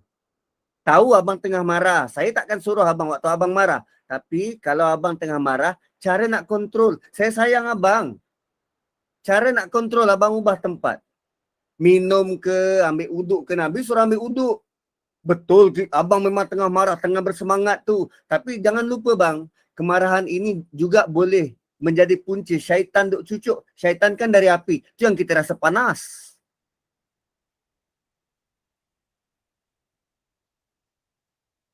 Macam tu je, bang. Bukan susah. Abang kan kawam. Saya percaya pada abang. Abanglah tempat kami berpaut. Siapa lagi, bang?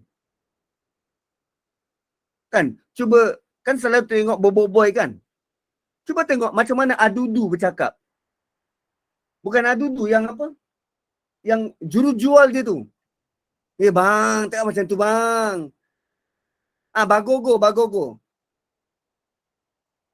Sikit je ni, bang. Macam tu je, bang. Buat je nada macam tu. Dalam berseluruh. Sebab suami, dia bukan menerima arahan dari isteri, tak. cadangan. Cadangan. Kita cadang. Suami ni dia ada ego. Bila dia dengar benda tu macam arahan, kau siapa nak ngarahkan aku? Tak pasal-pasal naik pula dia temperature. Tak bang, saya cadang je bang. Abang ni serius sangat. Kan? Kita logikkan je dia. Bagi dia logik. Sebab dia sedang tak tahu nak buat apa. Waktu tu dia sedang dikelabui. Tak tahu nak buat apa. Kita arahkan dia. Sama macam orang yang sedang anxiety. Sedang panik. Kadang dia rasa sesak nafas. Susah nak bernapas. Kita bukan dia kelang kabut depan dia. Tak boleh nafas. Macam mana ni? Macam mana? Jangan kelang kabut depan dia. Kita arahkan dia. Okey. Relax. Tarik nafas. 1, 2, 3, tarik. Okey, lepas. Tarik lagi, tarik. Okey, lepas. Kita ajar dia. Kan saya kata tadi waktu dia tak marah. Bukan waktu dia sedang marah. Kalau dia sedang marah, kalau dia tak nak beralih tempat, kita alih tempat. Jangan ada dekat depan dia. Jangan di tengah marah kita tenung. Okey bang? Marah bang. Marah terus bang, marah bang. Saya tak bersuara bang. Kan berdiam lebih baik kan. Okey, dia tengah marah, kita diam dekat situ, tunggul. Lepas tu dia tanya, awak ni dengar ke tak? Ui, lagi dia marah.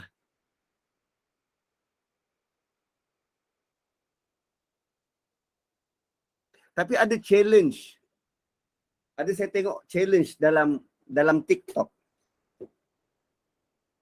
Dia sengaja buat isteri dia marah. Okay? Ini untuk suami isteri. Yang anak-anak belum balik, boleh left. Ini dah pukul 10 dah ni. Anak-anak belum balik, boleh left. Ini cerita orang tua. Dia buat challenge suami isteri. Suami dia sengaja buat isteri dia marah. Tengah isteri dia bebel, suami dia datang pergi cium isteri dia. Terus berhenti marah. Ada pula isteri yang sengaja buat suami dia marah. Okay? Isteri sengaja buat suami dia marah. Suami dia tengah hangin macam tu. Isteri dia pergi angkat baju. Tara. Lepas tutup. Angkat baju. Tara. Berhenti.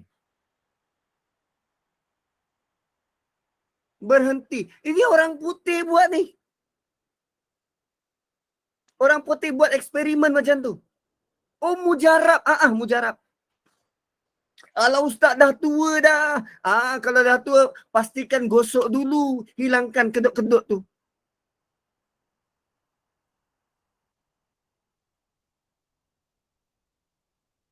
Dia bukan kira tua muda.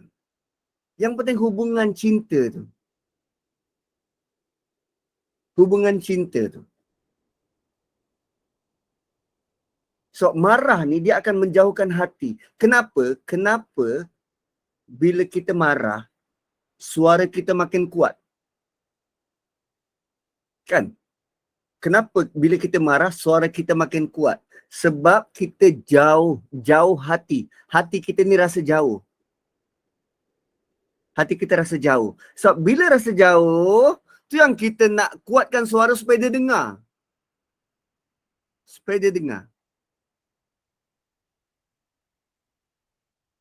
Cuba waktu suami tengah marah, tak tahulah, ini risiko tanggung sendirilah. Kita cuba je. Dia tengah marah, kita datang, kita peluk dia, bang. Ayang minta maaf banyak-banyak bang. Betul lah yang salah bang. Ayang minta maaf banyak. Peluk dia, peluk. Bang minta maaf bang. Saya takut nak buat macam tu pada isteri saya kalau dia marah. Kan kalau kita peluk perempuan waktu dia marah, dia kan macam belut. Sorry lah yang. So hati kita jauh. Banyak benda kita boleh cuba. Dan Percubaan kita tu kita mohon, ya Allah, pandulah aku. Suami aku tengah marah, apa aku kena buat? Apa aku kena buat? Janganlah dia tengah marah pegang pisau, kita datang peluk. Jangan, lari.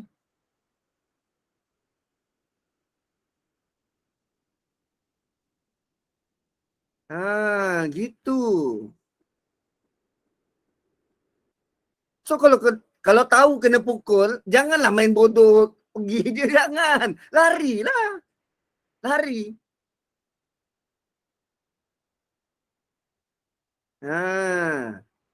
Tapi kita boleh cuba pelbagaikan. Jangan statik hanya satu je. Kalau dia tengah marah, tegak dia macam tugu macam tu. Tak. Senyum ke, ya bang, ayang minta maaf bang. Ya bang, ayang minta maaf bang. Kita main kejar-kejar nak bang?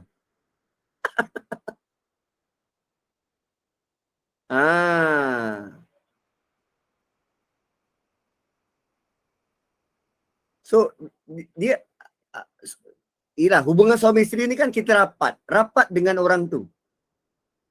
Malah Allah gelar sebagai apa? Bu'ul. Bu'ul ni kita hidup bersama dengan orang tu. Wa bu'ulatihinna. Gelaran kepada suami. Kita hidup bersama orang tu. So bila hidup bersama, waktu dia tengah tenang, tengah tak marah, tengah tenang, kita bagi tahu. Dialog. Abang, kalau ayang cakap jangan marah tau. Apa? Tengok nada tu. No, nada. Jangan marah bang. Ayang cuma nak cakap je. Ayang sayang sangat pada abang. Gitu. Dan apa sahaja bahasa yang kita buat, kita selit sikit je. Jangan selit bertubi-tubi. Kalau selit bertubi-tubi, nanti telinga dia makin berdesing. Selit sikit je. Abang kalau marah, boleh jangan mencarut tak? Satu je.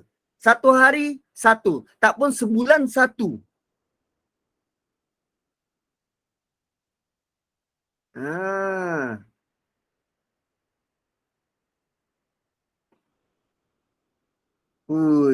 Tu. Dalam rumah tangga saya, 8 tahun sekali je gaduh. Kerana sekali yang bergaduh tu terus bercerai. Problemnya ialah dalam 8 tahun masing-masing menyimpan. Tu yang tak gaduh tu disimpan. Berlaku sesuatu disimpan. Simpan. Dia empang. Bila pecah empangan tu habis. Itu saya punya tanggapan lah. Dan ada banyak cara ujian yang Allah bagi ni dalam keadaan kita tak sangka. Ni macam ni, gaduh sekali, cerai.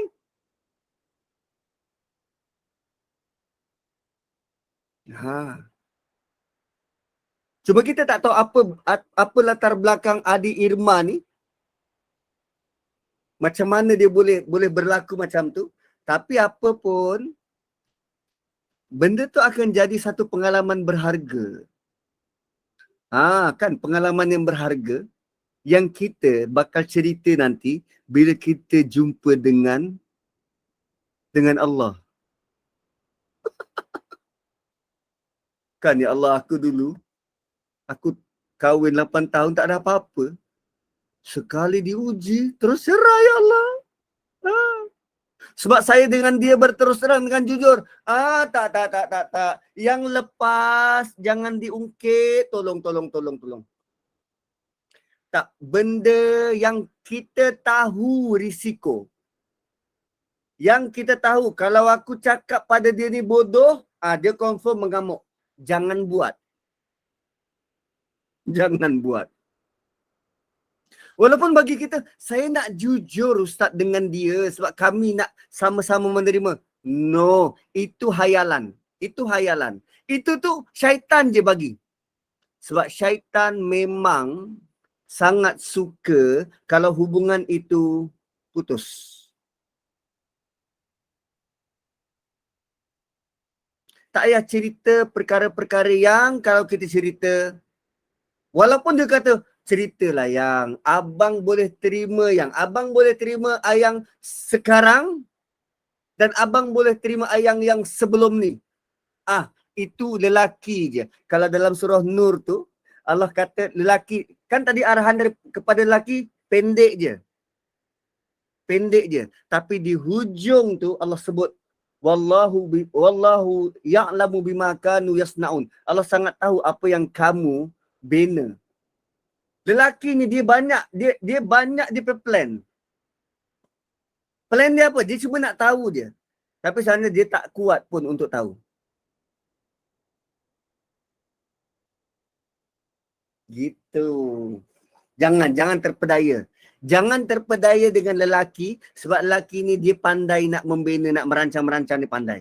Jauh dia perancangan tu. Kan kadang-kadang dia dah suka dah pada awak tu. Terjumpa pula awak. Tak sangka pula awak ikut kelas ini. Tadabbur sama-sama ya. Bagus kan ustaz tu. Saya pun sukalah.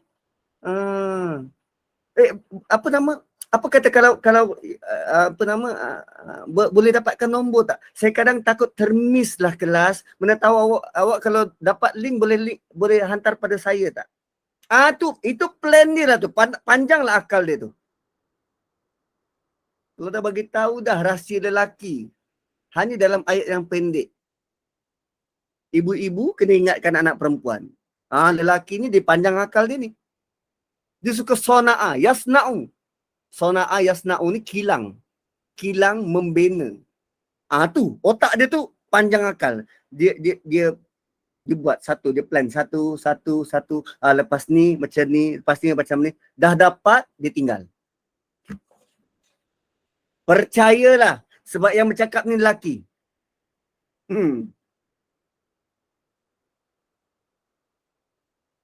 Gitu. Kalau puan kata saya dengan dia berterus terang dan jujur dan itulah buat pergaduhan besar dan bercerai, kita hanya boleh berterus terang pada mahkamah. Kalau mahkamah minta persaksian, terus terang dengan mahkamah, jangan buat saksi palsu. Dan kita hanya boleh berterus terang pada Allah. Dengan manusia tak. Bukan bermaksud nak tipu. Tak. Kita nak jaga perhubungan. Kita nak jaga silaturahim. Kita nak jaga banyak benda. Tak tu kadang kita bermuka-muka. Tak, bukan bermuka-muka. Ada perkara lebih besar, lebih utama, lebih penting untuk kita jaga. Persatuan, kesatuan umat. Kalau ikut hati, banyak benda yang kita boleh je jujur terus terang cakap. Boleh. Tapi apalah gunanya kalau kesatuan tu tak dapat nak capai. Sedangkan itu sunnah besar Nabi SAW. Pindah je daripada Mekah, Nabi satukan Muhajirin dan Ansar. Kan? Dahsyat. Dahsyat. Sebab tu dalam beragama ni dia ada common sense. Betul Allah suruh Siddiq jujur dengan orang, betul. Tapi bukan bendul. Bukan bendul.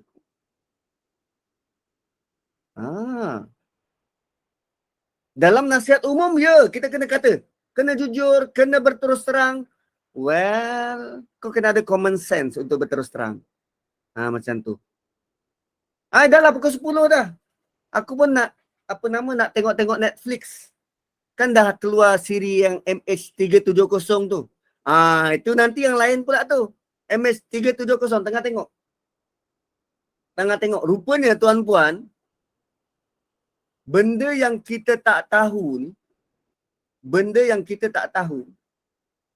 kerana tak tahu, dia bawa tekanan besar pada jiwa. Dia akan bawa tekanan besar pada jiwa. Macam saya tiba-tiba berhenti mengejut tu kan. Tuan-puan masih rasa nak tahu lagi. Sengaja saya berhenti macam tu. dia ada satu tekanan pada jiwa.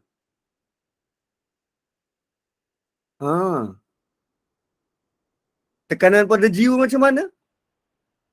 Tekanan nak tahu tapi tak tahu, nak tahu tapi tak tahu. Macam MH370 sampai orang-orang daripada China tu dah tak keruan sebab dia nak tahu maklumat tapi tak ada maklumat. Malaysia pula tak tahu apa-apa. Orang duk tanya apa maklumat, tak tahu apa-apa.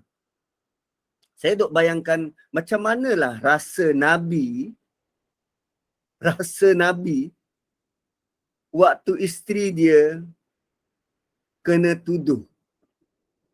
Nabi belum dapat wahyu, Nabi belum dapat maklumat dan Allah tanya. Masyarakat tanya. Wow. Kan? Bila Allah turunkan Alif Lam Mim,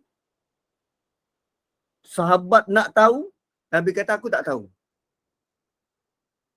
Sahabat boleh je kata, kata Nabi takkan ni pun tak tahu. Boleh. Tapi kerana sahabat ni dididik dengan iman. Bila Nabi kata tak. Dahsyat. Bila kata tak.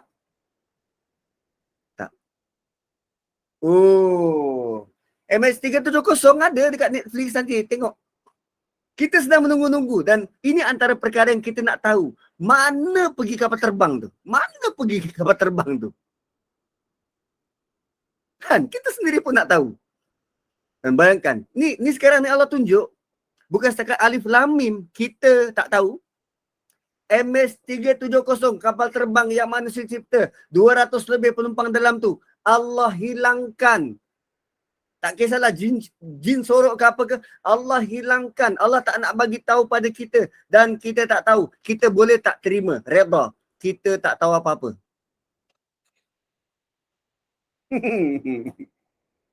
Tengok kat mana ya Ustaz? Alamak. Saya tengok kat TV rumah saya. Itu jawapan yang membantu tak?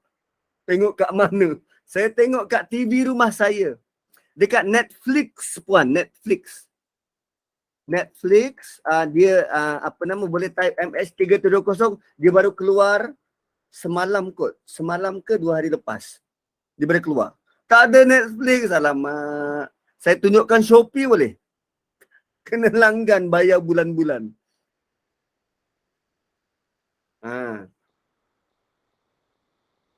So nanti dia ialah bila kita tengok tu, kita akan berusaha untuk cuba kaitkan dengan apa yang Allah sediakan dan tawarkan. Rupanya bila Allah tak bagi tahu, sampai bila-bila kita tak tahu. Dan di situ Allah nak uji. Engkau redha atau tidak? Engkau terima atau tidak? TV tak ada. Tak apa, handphone ada. Boleh juga langgan tengok dari handphone. Kan? Dah lah, saya nak tengok ni. Dah lebih daripada masa. Okay, bye-bye. Assalamualaikum warahmatullahi wabarakatuh. Kembali kepada moderator. Waalaikumsalam warahmatullahi wabarakatuh. Terima kasih Ustaz. Hari ini Ustaz tak break. Ustaz. Syukur Alhamdulillah. Kena belanja Ustaz ni sebab banyak masa Ustaz dah luangkan untuk kami semua dan banyak perkongsian ilmu di mana Ustaz mulakan dengan surah An-Nur ayat 32 di mana kita dikehendaki untuk mendidik generasi muda menjadi lebih dewasa lebih awal supaya mereka akan menjadi insan-insan yang lebih bertanggungjawab. Dan Ustaz tutup juga dengan hubungan suami isteri. InsyaAllah bila mereka kita telah didik dengan lebih awal menjadi dewasa, hubungan suami isteri insyaAllah akan lebih terpelihara. Dan di tengah-tengah Ustaz masukkan kita dengan ayat 83 surah Al-Baqarah di mana panjang lebar telah Ustaz ulaskan berkenaan dengan arahan langsung daripada Allah. seperti ihsana, bermakna kita kena berbuat paling baik untuk ibu bapa, dan adalah lebih baik jika kita dapat berbuat perkara yang sama untuk orang anak yatim, orang miskin, ahli keluarga. Syukur alhamdulillah perkongsian ilmu yang sangat-sangat baik. Terima kasih Ustaz kerana banyak terlebih masa. Alhamdulillah. Terima kasih jemaah kerana sudi istiqamah dalam kuliah ilmu. Untuk tidak membuang masa Ustaz, sila Ustaz tutup dengan tasbih kafarah dan surah Al-As.